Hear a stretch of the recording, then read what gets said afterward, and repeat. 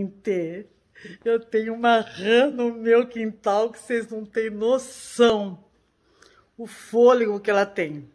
Começa às 19h30 e vai até meia-noite. Quem aguenta?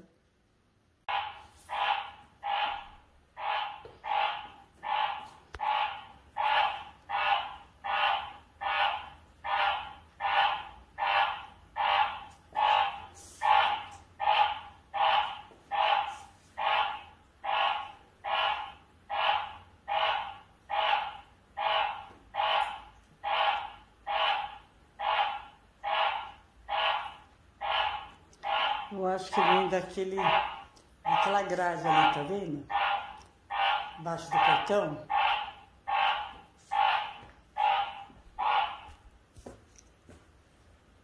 Tá vendo? O barulho é bem dali.